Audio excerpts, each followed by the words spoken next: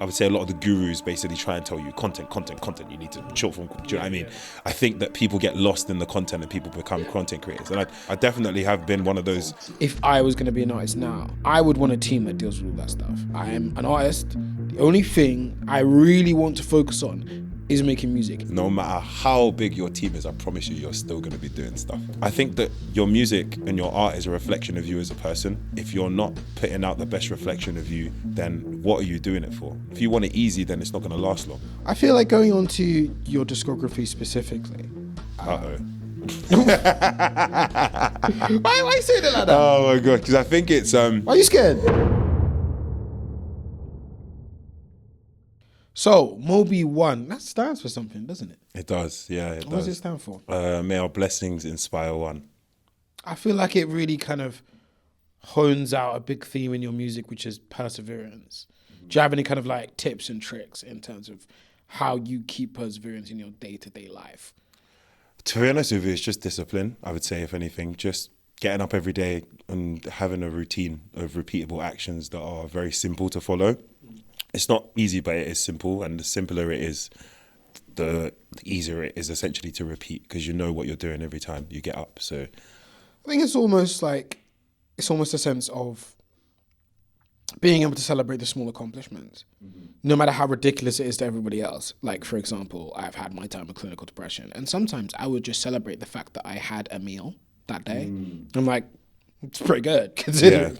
Yeah.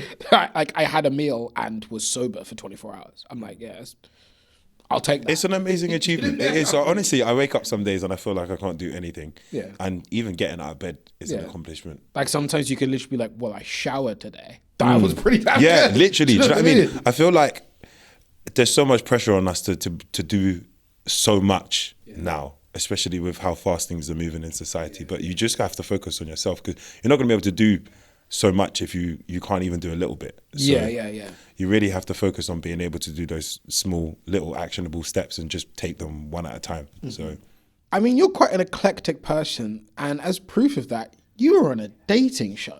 How is it? Like, I've never got to ask someone in person what reality TV is like.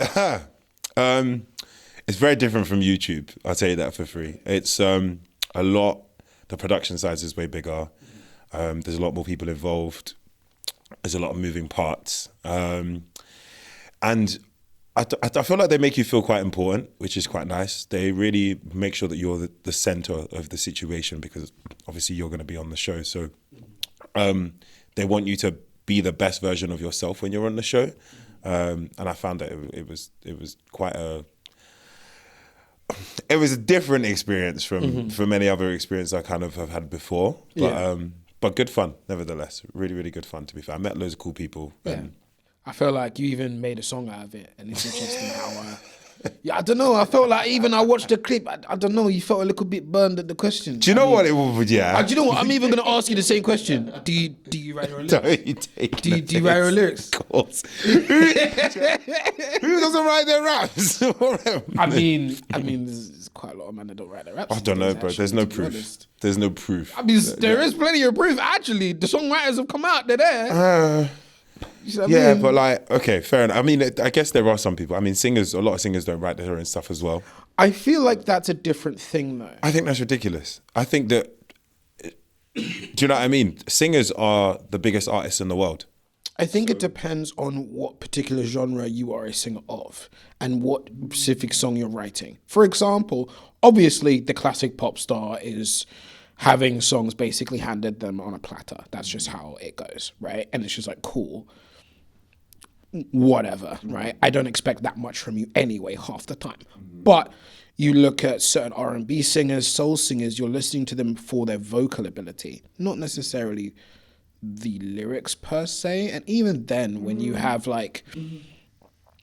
when you have a songwriter involved, it's sometimes they're not even writing a single lyric. The songwriter is just there to help with structure. Yeah, I completely get that. That sort of thing. And I actually think some rappers could really use with that. What, structure? Yeah. Do you know what? One thing I realized, in my music career is like I'm a lot further ahead of a lot of people than I thought. And you don't realize that till you either get into studio with people or you really listen to a lot of people's songs and how they put things together. And like, I just thought it was kind of like if I'm honest, like common sense. No, Like you just it really isn't. yeah, you I just thought, okay, cool. I've been listening to music my whole life. This is A, this is B, this is C. There's a hook, there's a chord. You kind of can just look at a song and figure it out. But I guess it's not the same for everybody. Some people take a little bit more coaching to do it. Some people need to understand rhythm and BPM. And like I guess I've definitely had times where there's like beats that I've had to write on that are in 3/4 and it's a completely different tempo. And I've had to kind of almost relearn it again and stuff like that and adjust. So like I get it now, but I think when I first started, I just assumed everybody kind of had rhythm, everybody kind of understood how to flow on a beat. Like it can't be that hard, but it's actually a skill that you really have to definitely learn like and delve songwriting into. is a skill. Like the idea of where do you put a verse? What's a bridge? Why do you need one? What's an alternative chorus? Why do you need one? How do you do a 16-bar intro? Like these are things that you pick up along the way. I mean, even then, in terms of having a focused song concept, we all know however many grime MCs that are some of the sickest bars you've ever heard, but can't write a good song to save their lives. Yeah, do you know what? That's true in so many situations. And Right. I personally, I think that, at least in terms of rap, that grime MCs are probably the most versatile artists that we have on the planet. I think like they're very technically gifted in the sense where they could rap on anything. Yes, exactly. And I think that alone is the foundation that you need to be able to make a good song. And if you can do that, then you have the ability to. But it's whether or not you can apply yourself. I actually kind of think that they're some of the prime suspects for like, hey, you could do really well with a good songwriter. Because you've got all the bars, you can write all the lyrics, you've got the pen game, you can jump on a set and spin everyone on any beat. You just need help how to structure a song properly that is focused. And that's, when you're doing it in a basic sense, sure, it's quite easy, but when you're trying to do it in any sort of elaborate sense, it gets more and more difficult the more and more fancy you try and get with it. Of course, yeah. Right? I think it takes time to be able to polish your sound in a way that is packaged for the world to receive it. Not even just packaged for the world to receive it. Sometimes it stops you from being able to get across what you want to say as well as you could. Yeah, I agree with that as well. I think sometimes it's hard to make the transition between getting across your message and creating an amazing song. Yeah. Because the two together, you have to cut a lot of fat to be able to do that. Do you know what I mean? And I think I do a lot of storytelling, I would say. And you could go so deeply with description when it comes to storytelling. I can make the imagery so deep to the point where you feel like you're in it. Do you know what I mean? Like you're reading a book. But then that might take 24, 48 bars to be able to explain that one thing. And then the story's actually not progressed anywhere. And then the song's now too long. The structure doesn't make sense. It doesn't come together as a complete project. So I think it is quite hard to be able to transition from point A to point B without losing yourself in the music, if anything. Yeah, I feel like even in your social media posts, there's a lot of storytelling in terms of how you promote your music. Do you ever feel like, I mean, a lot of the artists I talk to basically say that TikTok is basically gambling in terms of how we're promoting music. It's basically gambling. It's like, I'm just going to put it to the algorithm and pray. Do you feel like in terms of the amount of effort you put into this kind of story, world building type content, do you feel like it's worth it when you're seeing other people just posting slideshows and having success? I think it's worth it for me. I think I stand for what I stand for. I have a brand, and for me, I need to be able to translate my message in a way that's conveyed well to everybody that supports me. Do you know what I mean? If I just put, like, I know the slide thing does work, and I've done the slide thing, and it does work. Do you know what I mean? But I feel like that method is getting patched. It's a form of storytelling as well, technically. Like, it is also a form of storytelling. The method might be getting patched, though. They might be patching that one. I mean, it still works when I do it. I only do it every now and then, but it does still work. But I think it's easy. Like, I know people that use ChatGPT, for example, they'll get a bunch of pictures of themselves, and then they'll find a bunch of outfits online, and they'll ask ChatGPT to put them in those outfits or those pictures, and then they'll just write along the text. I was wearing this, I was wearing this, I was wearing this. and now I made a song about it, and then at the end it'll show like their Spotify profile or something. Yeah. It's super easy to do, but like, one, I think that your music and your art is a reflection of you as a person, and if you're not putting out the best reflection of you, then what are you doing it for at the end of the day? If you're not working hard towards it, what's the point in doing it anyway? If you want it easy, then it's not going to last long. I think there's also a point where people are fed up of being advertised to. And so if you come to your post and you feel like you're being advertised to, you're just going to scroll. Yeah, right? that's true. That's true. It's this weird thing where you're trying to find a way to advertise to people without advertising to them. Yeah, and I think, to be honest with you, in today's day and age, advertising is not advertising. Right. Like, you just have to be as authentic as you can and show your personality and have a few different content pillars that work with your brand. And that is your advertising, just essentially personal branding is your form of advertising. And additional from running ads, which is a whole separate conversation, I think essentially. What's even more interesting when you talk about running ads, it's also might be a reason why the traditional like Instagram promo page or TikTok promo page or Twitter promo page, those have started to die. Like, no one's really paying for paid promo these days. Yeah, that's true. I still get a lot of messages from quite a few pages to try and help me out and promote them and stuff. But I think I haven't done Insta promo pages for maybe 2 years now. Probably. Because a lot of artists like yourself are thinking like, well, if I was going to spend that money, I'd rather just put it into a TikTok ads manager or Instagram ads manager. The thing is, right, the way I look at it is you paying for a promo page, for example, I'm Just Bait or UK Rap Numbers or something like that. That's the same as paying to put your video on Grime Daily or Link Up TV or Mixtape Madness. It's basically the same thing, just in a different form. Do you know what I mean? And I think you're paying for somebody else's audience where you don't know whether or not the traffic from their audience is actually going to come over to your page and then invest in you and the stuff that you're doing, because they might like you for what you've just put out, but maybe what you've also just put out could be slightly different from your previous release and the previous, do you know what I mean? So they might only like you for that song and then they don't actually end up following you. And also there's no way to track that data. And I think we're in a data-driven world right now. If you don't have access to your data, then there's no way to retarget. There's no way to find your people and keep nurturing them and provide for them specifically. Yeah. So I think there's an interesting trick with the idea of like, okay, cool. If I just have my music in a place where a lot of people find it anyway, the promo pages, just because they want to be up and current with whatever viral moment is happening, they'll end up promoting and doing a post for it for free without me even asking them to, because they want to be ahead on current trends of whatever it might be. So I guess that way is another way you can approach it. Is it almost like, I'm trying to think what's the best way to think about it. Is it kind of like, okay, cool, I'm just going to do my thing and they'll follow me eventually?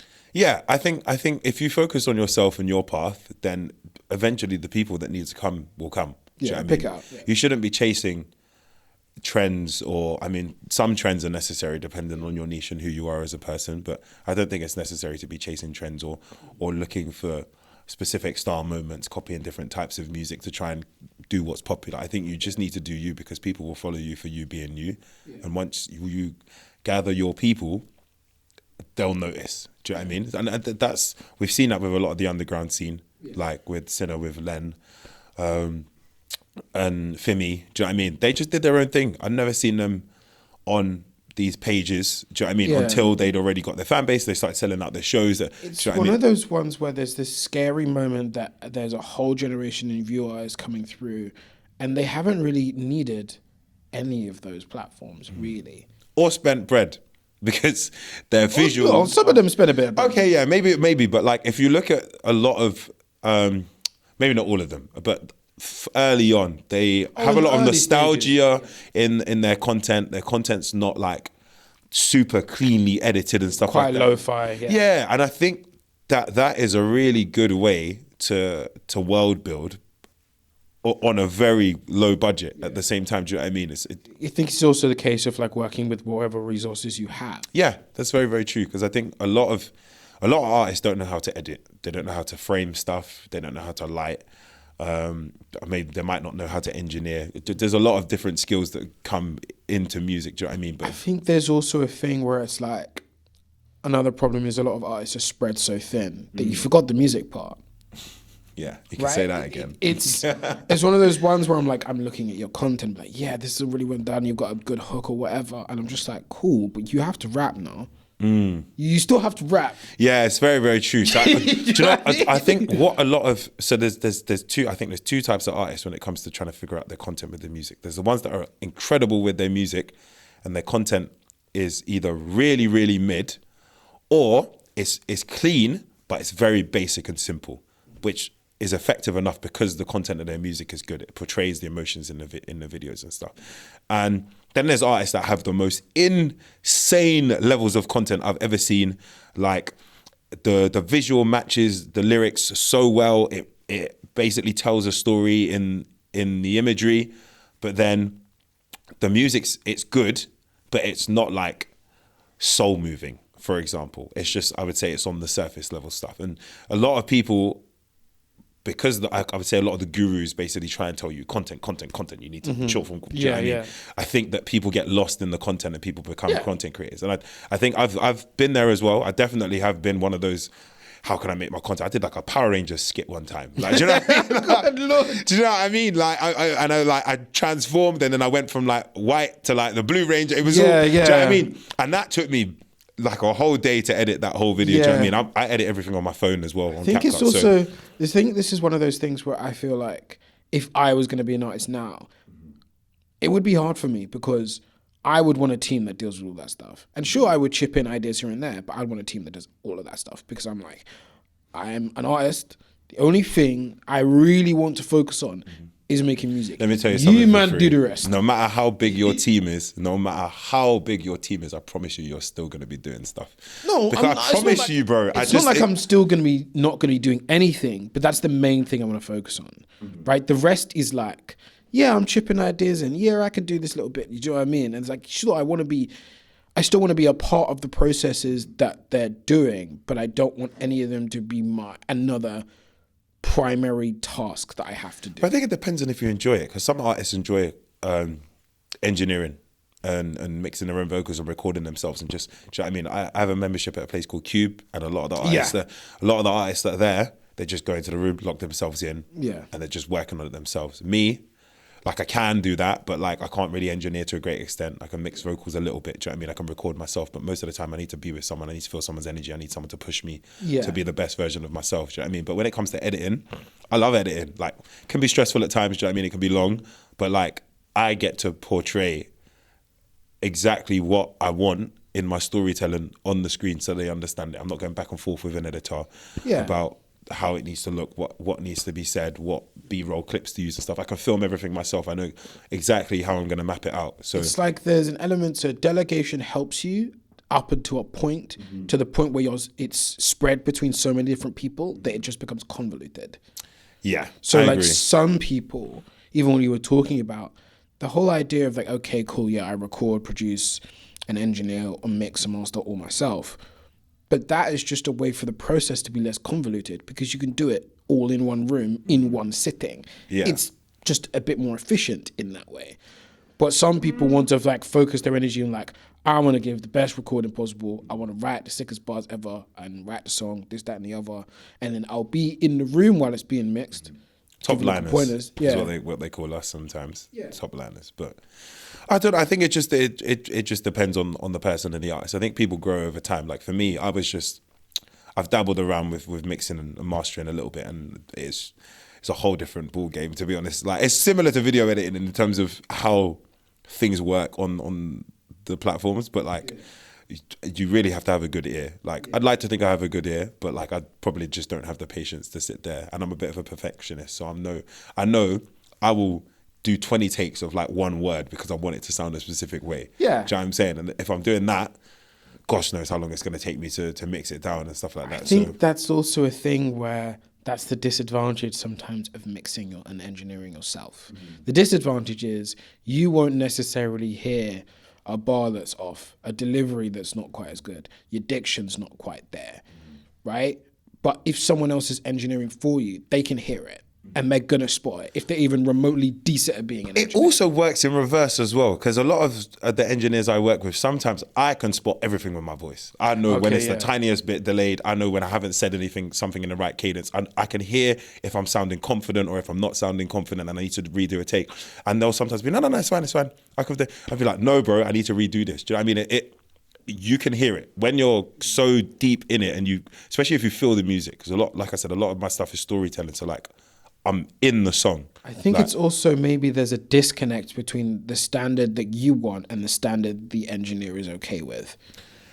Yeah, I think so. It's hard to find people that are invested in your music as much as you are. Of course. I completely understand that. And I think that engineers will look at it as like, I know obviously what's professional, I know what sounds good, and I know what is the industry standard to go out there. So if you're looking for a good song, if you're looking for a cut that's going to be professional and that's going to be fit for purpose and that the audience are going to hear well and receive well, then this is what we need to go for. If you want to start doing all the extra semantics and stuff, yeah, we can do that, but it's probably not necessary to do it because nobody's going to hear it other than you and maybe the music tastemakers. Do you know what I mean? I guess. I think sometimes there is this weird battle we have between do we underestimate the audience or do we overestimate the audience? Mm-hmm.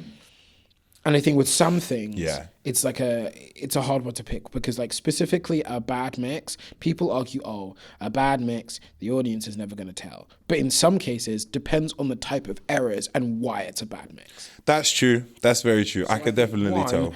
A bad vocal mix, audience hears that straight away. But again, it's still subjective. Some people want like that roughness in the audio mix, it depending on the type of music. But I wouldn't call that a bad mix because that's intentional.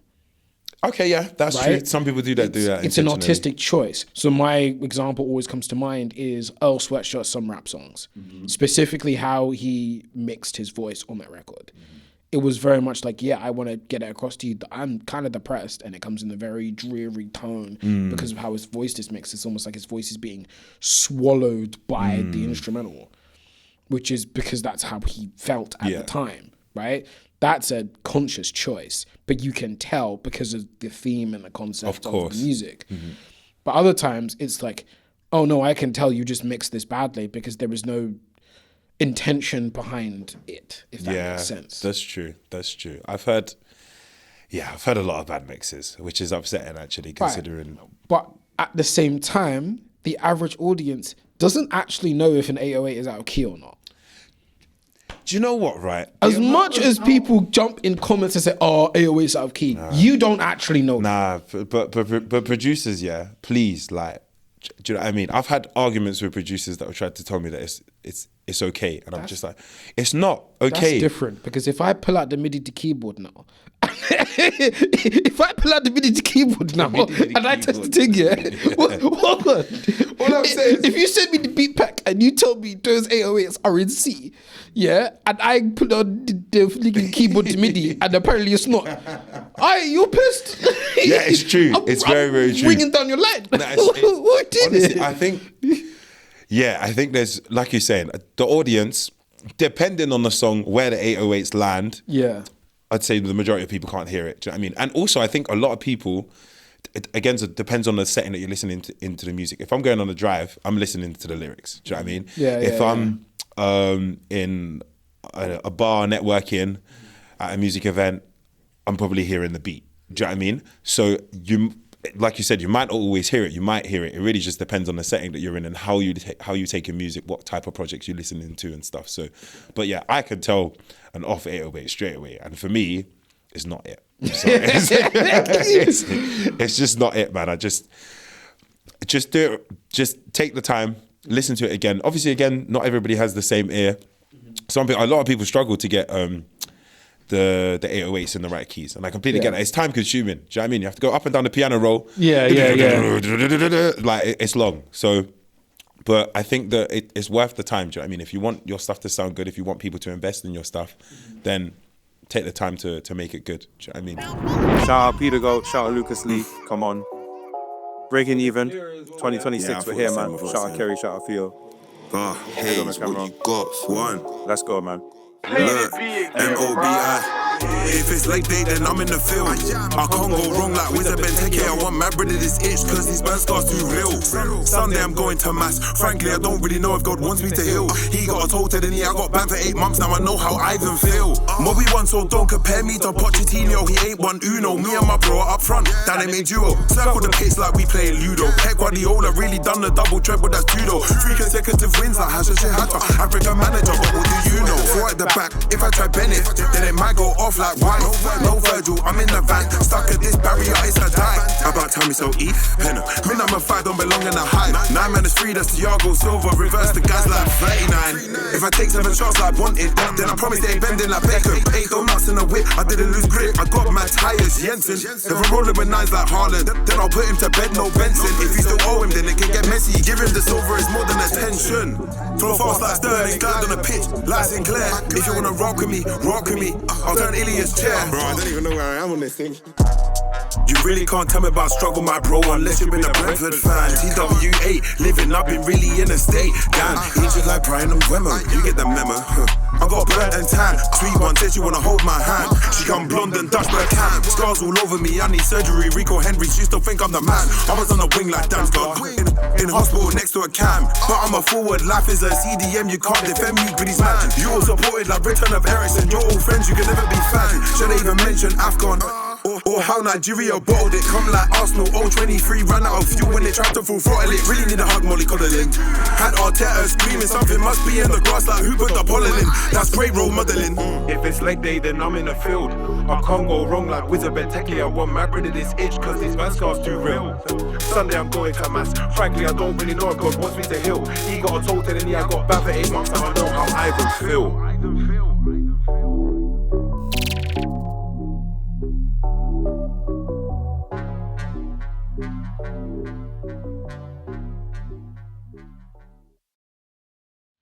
It's a case of like artist development, which it's very hard for smaller artists to even get access to because apparently A&Rs cannot be asked to do their jobs. I've been making this point do you know what it is? multiple times to multiple people. I know a handful of A&Rs, yeah, like 10 to 12, maybe 15 max. You know what I mean? Some people I know are becoming A&Rs now, and I think that the role of an A&R is changing in the same way that a lot of the music industry is changing now. I wouldn't even say changing. I would say dying.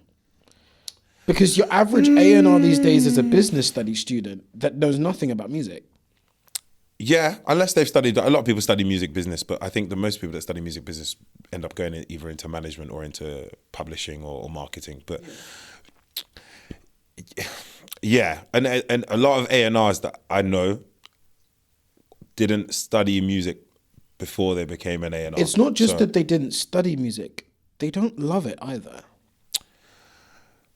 I feel like the job kind of makes you fall out of love of it because you it can disillusion you. Yeah, I think so, and it's quite hard for you to my friend Andra, she's an incredible A&R, an incredible music tastemaker, runs her own publishing company, and like she just listens to the music so much. Do you know what I mean? And then she's also in the studio with artists helping them, and I can just tell like how much she appreciates just our conversations, voice notes, and just having silence, and because it's just always, she's just always hearing sound. Do you know what I mean? Yeah, so I completely get that because I used to be the same. Like when I first started making music, I was just recording as much as I could because it was therapy for me, and it still is. So I just try and get out as much as I can, and you can easily almost like damage your ears or just damage your listening experience because of how much you listen to and how much you take it in. And I think actually my listening experience has been a bit ruined. Like if I'm on Spotify listening to my release radar, some of my favorite playlists and stuff, like one of my boys, Holton, he's doing quite well at the moment. I'm not even like deep in his music now. I'm like listening to see how his flow is or how he hit a certain pocket or how his mix is. And do you know what I mean? Instead of like listening for like why he's made the music, what his intention behind the music was, what emotions he was feeling when he decided to create the music, what he was trying to portray in a message. And I think that's happened to a lot of artists as well. It's like you don't listen for the experience of enjoying music anymore. It's very rare that like, for example, someone drops an album and I'll spend the time to just sit down and listen to the album whilst having a snack, for example. I can't remember the last time I sat down and listened to it. I think the last album I must have listened to was sat down and listened to was maybe Karaoke's okay. tape. And other than that, like, do you know what I mean? Attention span goes so quick, and there's a million other things you want to do. There's also an artist that I follow, and I bought his book. His name's Nick D. He's got a book called You Don't Want It Bad Enough. And his whole concept for growth is based on content, essentially. He's got no budget, spends basically no money on making content, just shoots really good videos and edits them in a way so that they're engaging for the audience. And he says in his book that he does not listen to anyone's music because that time can be used for him to be listening to beats or writing lyrics for him to produce more songs, so he can put more out. And I get that, because if you're trying to grow and you want the best for yourself and you want to be in your own lane, if you're taking influences from outside, there's a chance that you might stray away from the sound that you have and you're trying to create. So I completely get that as well, but I think it works both ways depending on the person. Well, everything has to be inspired by something. You have to draw inspiration from somewhere. Listening to music and engaging in all sorts of media is a way of participating in society. You can't be inspired by a society you don't participate in. I think you can, but probably It's not in the way literally- that you should be inspired, if that makes sense. Not For example. really, it's literally impossible. Let's say, for example, you have a news bulletin come out and it's nothing to do with your culture, but it says something like, a musician, first person to swim the English Channel, for example. Yeah. And all of a sudden, I'm now like inspired to start swimming because I've seen that person I've never met before or never heard of before in the newspaper who's not a swimmer turn around and just swim the English Channel. That might inspire me to be like, I can do anything. Do you know what I mean? And now I'm going to start swimming, or I'm going to maybe write a song about it. Do you know what I mean? So I don't think you directly have to be involved in the culture of something to be able to be inspired by it. I think you can be inspired by anything. It's just how you portray the message that you're inspired with. Even then, it's not even necessarily on that big of a macro level. It's listening to different music saying, the way that snare sounds is interesting. Okay, that vocal style is interesting. Oh, he put a bridge here where I didn't expect him to. Small little tips and tricks that helps you figure a lot of these things out. So without participating in society, and even in a sense of going out and saying, okay, cool, what's literally in the world? Who do I bump into? What life experiences do I have? The idea of having an opinion on a world that you don't even interact with on a regular basis, it's kind of worthless. You have to be part of society to be inspired by it and contribute. But there's some people that are part of communities and not, for example, society. You could be part of an online community that everybody in the community, let's say there's 300 people, are from completely different cities. So nobody's ever met each other, but they're still solid and strong. And it's still a society. yeah, It's just not one that necessarily exists on a physical plane. yeah, it technically is technically still a society, yeah, but it's not the same in a traditional sense. And I think because it's not the same, it doesn't carry the same weight realistically. It definitely does. The way we convene with each other, it just shifts. Society evolves in different ways, but it doesn't mean it's not a society. You can try and say that about generally how social media is and how Twitter is. We try to tell the lie of social media isn't real, but it is very much real. Yeah, of course, it's extremely real. It affects the plane of how we do all sorts of things. Like, even the way the entire music industry has shifted is because social media, in a way, is still very much real. Yeah, I think every industry shifted because of social media. I don't think there's a single industry that hasn't been affected by it. So, and I think we're still going to keep having shifts regardless of the direction social media goes in or where AI goes or whatever the next new thing is. Do you know what I mean? There's always going to be shifts and you just have to essentially adapt to whatever it is that's coming. There is an element where are we a slave to how society will shift, or do we get to steer it? Because there's times in history where we have not just been like, okay, we're just going to adapt how society shifts. No, we've straight up just steered it ourselves. Like we molded society into what we needed it and thought it should be. Yeah, I think it goes both ways. I think a lot of the time, majority of the time, we're following. I think this is the way that you're going to get from point A to B. you need to do this, and this. You need to live stream. You need to post 3, 4, 5 times a day. You need to have a paid community on Discord or Patreon. You need to do this. You need to do that. But then other times it could be like, no, I'm not going to do that. I'm now going to spend, I don't know, my £1,000 budget on setting up a very small live performance and getting all of the content from that and showing people what real music is again and putting that content out slowly instead of trying to force live streams and trying to start a paid community and so on and so forth. Even And then, that can like- be impactful as well because it's not completely left field, but it might be left field from what is the current norm. Do you know what I mean? Even then, sometimes we go back to old solutions. Like we got artists out that are going back to selling out the boot of the trunk. But Yeah. it's just going back to old because Yeah. sometimes old solutions work. It's true. I saw one artist. She'd bought like a bunch of like iPod shuffles. I think. Yeah. They are the one like without the screen, right? Yeah. And she'd loaded her tape onto all of them, and then just went and stuck them with tape like around her city with headphones plugged into them. And said like, listen to it. If you like it, scan this code, pretty much. And like worked for her really well. Built a local scene. Everybody from the local area came to her show. Yeah. So like, there are different ways to do it. It depends what you're trying to accomplish. I think it definitely does depend on what you're trying to accomplish. If you're trying to work on just getting your sound out there, or if you're trying to push a greater message, or if you're just trying to get people to a show, it really depends on the attributes you have as a person, what you stand for, and the direction you want to go in.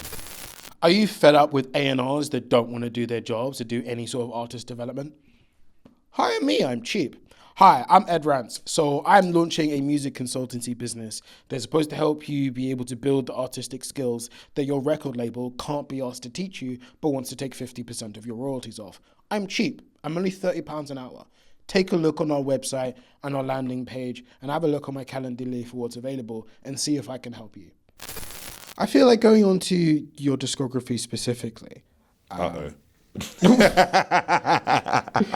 you saying it like that? Oh my god! Because I think it's Why are you scared? I'm not scared. I love my discography. It's just it's very abstract. Is the word I'd describe it as. So do you know what's really weird is I don't see it, right? But I remember speaking to an A&R who was from Birmingham. Her name's Anushka. Amazing girl, and I was showing her my music, and she was like, "Oh, I really like your older music." Like, obviously, the first couple of releases I had, and I was just like, in my head, I was like, "It's all the same. We're talking about it. It all sounds the same." And I had to go back and listen to my music to like see how much development there has been of me as an artist, like how different I actually sound as an I would artist. say you're quite faithful to like drill adjacent sounds and have been. Yeah, I'd say so. I think that's what I started rapping on drill. So Yeah. that was like my first encounter really with music. Yeah. For me, I wanted to try and keep my sound somewhat consistent, and it was the easiest way for me to rap. And I think the way that I was going with my therapy and being able to get my thoughts out in a, I guess, non-self-harmful way was trying to just find fast beats and rap as fast as I could, because the faster I rapped, the less stress I felt about the situation I was in and my whole accident and stuff. So, Interesting.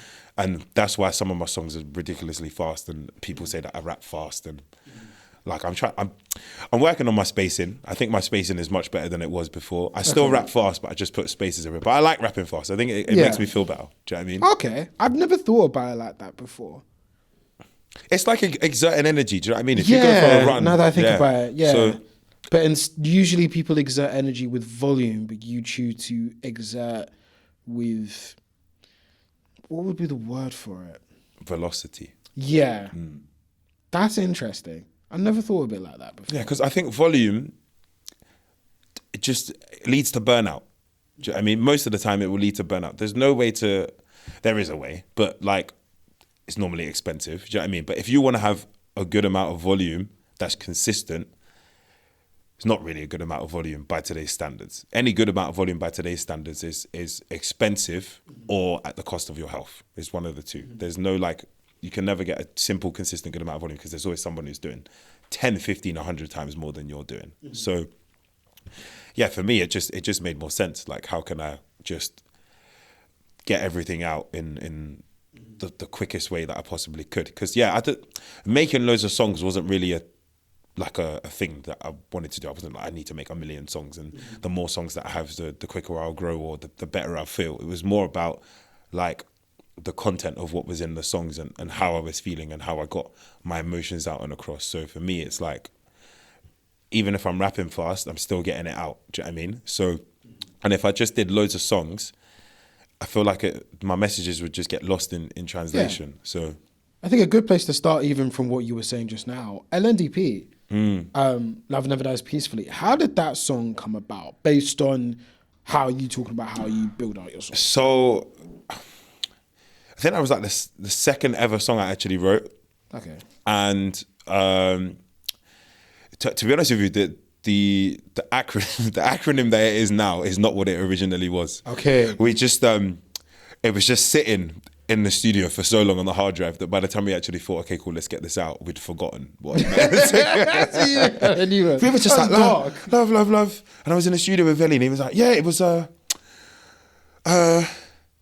you know, I don't actually know. Like, yeah, so literally, so yeah, we were honestly completely lost and we actually re-recorded it completely, like another 2 times, because obviously we recorded it so long ago. Yeah. That like it just didn't feel right. Yeah, it didn't feel right. I was a much better artist at that point. I sounded much better. My spacing was much better. My breathing was much better. Veli was a 10 times better engineer now at this point. Do you know what I mean? So let's re-record it and make it a bit of a better song. Before we had no drums on it at all. It was just piano the whole way through. Oh, okay. So we switched it up. But yeah, so basically that stemmed from, I was in, I think it was like an 8 or 9-ish month relationship. Okay. Which started like, basically around the time of my accident. To be honest, we'd met like just before, like a couple of weeks before the accident, pretty much. And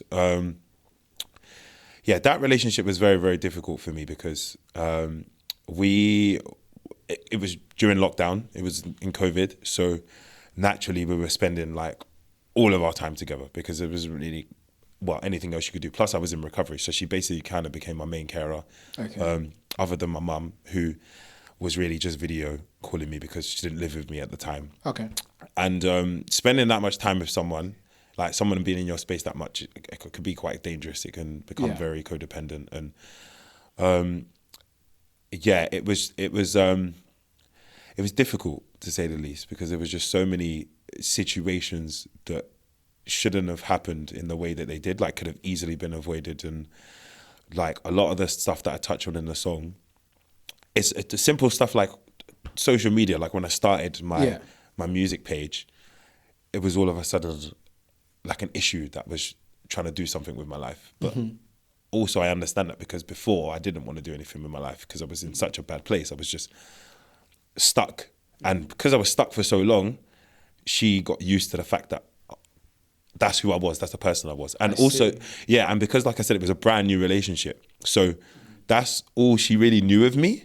So that was like the person that she knew me to be. So when I started, I guess, kind of getting my confidence back and trying to learn and regrow, and I started writing, and the Katie Piper Foundation helped me out, it was almost for her like, who's this man? This isn't my boyfriend. Yeah, and I never really realized that at the time until I started writing this song. And I was like, wow, like, it's not my fault and it's not her fault, obviously, but like, was there something more that I could have done? Do you know what I mean? Could I have eased her into it? Like, I'm obviously a completely different person from who I was prior to the accident, and then obviously during my recovery as well. So it's impossible for me to try and explain because I didn't even know who I was going to become as a person. And I think that's probably the hardest pill to swallow, if anything. I think regret is a really hard emotion to really reckon with. And people run away from it a lot. You either run away from regret or you overdwell on regret. You either kind of say, okay, cool, everything, you think of everything in your life that you could have done differently, and you kind of sit in that forever, and then you stop being able to do anything.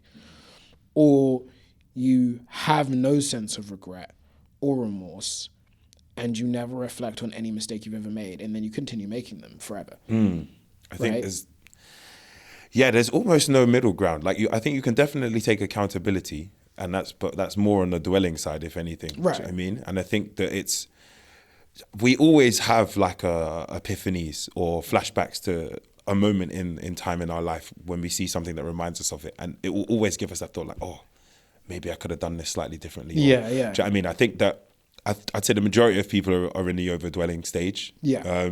But I also think that helps you grow as a person, being able to look back at what's happened in your life and look at where you are now and know what you've done wrong and how you can improve moving forward. So, moving on to the song Shake 2.0. That is... Shake. That was your like, okay, let me make a kind of TikTok viral banger. That was... Is that what you think it is? It's not necessarily, because I feel like in the way you describe it, you're like, okay, cool. Catchy song, good hook. That's kind of what Central C did. That's what X and X did. Let me give it a go.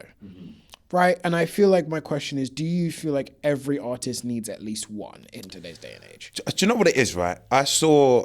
Even if you aren't consciously going for one, do you still need one? As in, like, one of them has to... I don't think you need one. It depends on the world you're building and your intention. Do you know what I mean? I don't think you need one. I don't think I needed one. I think my first one was probably Vio. That's the first one that went viral for me. And because I did it by accident, I only made that, right? I'd never planned to make music like that. That was never like my type of drill. I always wanted to go down the dark, gloomy... My suspicion always is most people who end up making them made them by accident. I think most of the time they're just very happy accidents. Yeah, I was happy at the time. So I was doing open mics, I think, my second or third year doing music. And there was a platform called Gilded, run by DJs called Jason and Emily. They're amazing. They work with Kiss and they're quite good with their TikTok as well. And they had a platform called Gilded. They still have the platform called Gilded. And they bring artists out to different locations around the UK. So we did Windsor, we did Stevenage, London, a few different spots. And yeah, they basically really enjoyed my first performance I went to, which I think was in Windsor. And after that, they had me come to a few more. And then they were like, we're going to Greece to do a season. And we've booked, I think they'd booked RD and they'd booked Switch OTR. And there was one other person, and we've got... Damn, what year must have this have been? This was 2022. I'm going to say end of 2022, I found out this information. And they were like, we need artists to open. Do you guys want to come out? And gave the opportunity to everyone. You just have to pay for your flights. They was going to cover everything else, basically. Okay. And I was like, rah. This is sick. Yeah, but then I was like, rah, I've also got 0 songs for like a festival kind of, because that's what the setup was. It was like, I think it was like 3,500 people in like a Kavos Rocks, which is like a bedrock style kind of jungle rock looking kind of place with a huge stage sort of thing. Like the bar goes around the stage. It's quite mad. And I had 0 songs that made sense for that. Like I couldn't go out there and do TMI. Do you know what I mean? That was never, you know what I mean? That was never... It was going to kind of kill the vibe. Literally. So I went to the studio with my friend called AC. Like, I think on the day before a performance that I had with Gilded, basically, that I was going to show them the songs, right? And I found this beat by a producer called Distro, and I was trying to think like what is a banger, and I remember hearing it was Ben's Je m'appelle, I think it was called. I was hearing Ben's Je m'appelle, right? And I heard this beat and it was like quite similar, but like the saxophone was not like the destination on so like karaoke drilling. Yeah. I mean that's what the era was though. It was drill karaoke. That's literally what that drill was. We were pulling out pop samples out the wazoo and just slapping them on 808 slides. That's literally what the era was. It was. Karaoke is crazy. It was. Do you know what's mad? Also, I did not come up with that term, by the way. The first person... That is mad. The first person I heard say that was back in 2022/2021. It was Kibo. Kibo did an interview and he used the word drill karaoke, and I've used it ever since because it's a very accurate way to depict what happened. Now that you deep it... So, don't look at me, guys. It wasn't me who... I was not the first one to say that. I just agree with the person that said that, but I was not the one. Do you understand? I think that's hilarious. I think that's so funny. But I found the beat. I went into the studio with Veli and AC, and I was like, I need to make like a festival banger, basically. Okay. I need something. And he was like, well, you only have songs that are about you and your story, and everything's like deep and peak. So he was like, let's just stick to what you're good at, tell the story, keep it deep, but like, we're just gonna do it in a fun way, so it like the song almost has two separate meanings, but you could take it how you want. It's like a double entendre. Like a double entendre, and that's basically what I went in there and did. And that's how I came up with Vio. Basically, I kept it simple. I've made it exactly for the beat. I told my story in it, and there was a little bit of wordplay, and it just worked really well on TikTok for some odd reason. So, but yeah, again, I think probably the Benz Jim Appel song probably helped carry it a little bit because it sounded similar, and obviously the term that you use, karaoke drill, all of that kind of stuff, because it was a very easy song to digest. It's very, when I perform it live, I tested it live at LDN RBS like 5-6 times before I even released it, and like every time it pretty much went off. People would know the lyrics by the time it got to the last hook. Do you know what I mean? Yeah. Short bite-sized song, hook verse hook, nothing too crazy. And then when Shake 2.0 came around, the opportunity for that. So I met Leo Snow, who's from Ghana, he's from Accra. He actually did the challenge, like I did an open verse challenge for Vio. Yeah, he yeah. actually did it. So that's how I found out about him. And I basically, he was one of the winners of the challenge. So we stayed in contact. We were just going back and forth about content ideas and how we were basically going to push our content moving forward. And we shared a lot of ideas about how to do stuff. And he eventually come up with like a concept, which was the Molly 23 made a song called Chicken to the Max, blah blah blah blah blah. Central C. Yeah, he came up with that concept originally. He's tried we've both tried every type of content. We've tried skits, he's done the Connor Price method, he's done everything you can think of. This guy is a trier and a very hard worker. And this one, just flew 6.6 million views out of nowhere, right? With this viral concept that he had. So he was like, cool. I think we should do a remix, yeah? It will help push the song while I need to obviously keep working on new music and stuff. Yeah, of course. And I'm going to work on consistently pushing out this sound. So he managed to get hold of a guy called The Gabrit, who's another Ghanaian artist who lives in London. He's doing also quite well for himself, especially on social media. And managed to get him on the song and then sent me the song. And basically, when we started recording it, I've recorded in the UK. I think Gabrit also recorded in the UK, and Leo recorded in, it's hilarious actually now that I think about it. Leo recorded in Ghana. Everything got sent to me, and I gave it to one of my boys, Dante.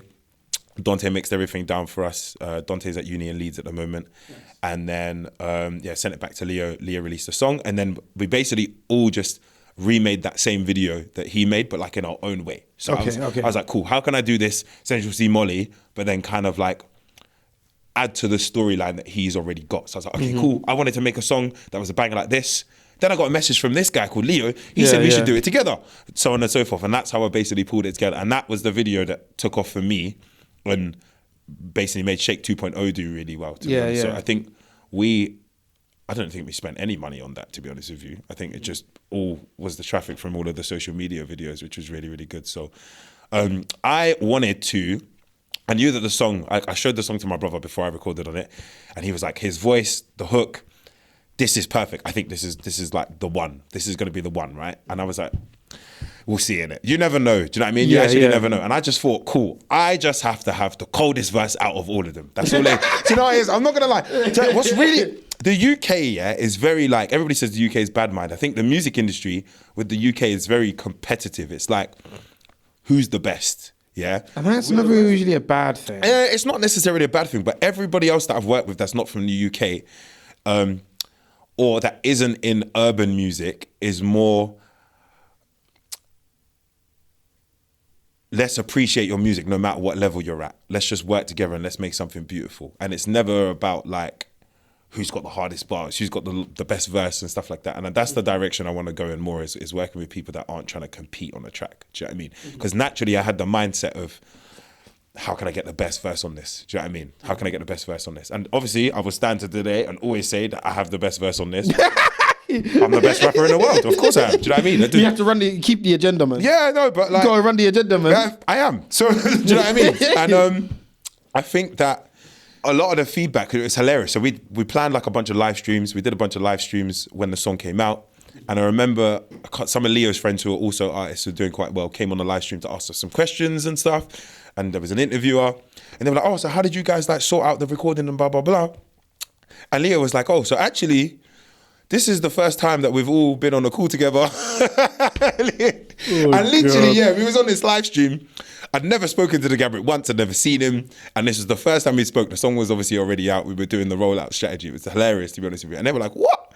So how did you work out the splits? And how did you mix it? And how did you master it? And how did you do this? And we was like, we all just sent it back and forth and just made it. I remember Leo had issues with the microphone he was using at the time. He had to upgrade his microphone. So there was some...